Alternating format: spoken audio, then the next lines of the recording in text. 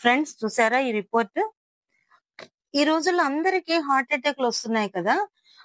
అందుకని మా ఫ్రెండ్ వాళ్ళ అబ్బాయి ఊరికే సరదాగా ఒకరోజు రక్త పరీక్ష కేంద్రం దగ్గర ప్యాకేజ్ ఉంది కదా అని ఊరికే సరదాగా రక్త పరీక్ష చేయించుకున్నాడనమాట.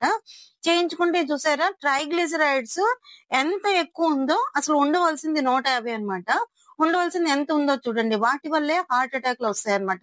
హార్ట్ అటాక్‌లు అసలు సైలెంట్‌గా రావడానికి కారణం ఈ ట్రైగ్లిజరైడ్స్ ఎక్కువగా పెరిగిపోవడం వల్లే అన్నమాట. వీటికి మనకేమి సింప్టమ్స్ కనిపించవు. ఏమీ ఉండవన్నమాట. మీరు ఆహ్, ఇది టెస్ట్ చేయించుకొని ఒకవేళ అవి ఎక్కువగా ఉంటే డాక్టర్ దగ్గరికెళ్ళి మందుల ద్వారా మీరు తగ్గించుకోవచ్చు. అది మీకు భయపెట్టేస్తే డాక్టరు మీరు భయపడకండి. ఇది హార్ట్‌కి సంబంధించిందే. కానీ ఆపరేషన్ చేయాలి అది ఇది అంటే మీరేం భయపడకండి. వ మందులు వాడుకుంటే మీకు 2 నెలల్లోనే చాలా వరకు తగ్గిపోతుందన్నమాట. మీరు హ్యాపీగా ఉండొచ్చు. మనం ఈ ఫ్రైడ్ రైస్‌లు బయట తినడం వల్లే ఎక్కువ ఈ ప్రాబ్లమ్స్ వస్తాయన్నమాట. ఇప్పుడు లేటెస్ట్ రిపోర్ట్ ఇది. ఇది నిన్న తీసిన రిపోర్ట్ అన్నమాట. చూడండి ఎంత తగ్గిపోయిందో. అది మందుల ద్వారా మాత్రమే రెగ్యులర్ మందుల ద్వారా మాత్రమే అది తగ్గిపోతుంది. మీరు భయపడాల్సిన పని లేదు.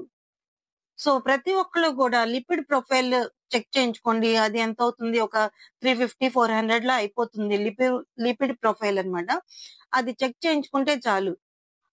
చెక్ చేయించుకొని ఆ ట్రైగ్లిజరైడ్స్ మంచి కొలెస్ట్రాల్ హెచ్‌డీఎల్ అనేది మంచి కొలెస్ట్రాల్. ఎల్‌డీఎల్ అనేది చెడు కొలెస్ట్రాల్ అన్నమాట. చెడు కొలెస్ట్రాల్ పెరిగిందా, హెచ్‌డీఎల్ తగ్గినా, చెడు కొలెస్ట్రాల్ పెరిగినా, ట్రైగ్లిజరైడ్స్ పెరిగినా మీరు ఒకసారి చెక్ చేసుకుంటే మనం హ్యాపీగా ఉండొచ్చన్నమాట.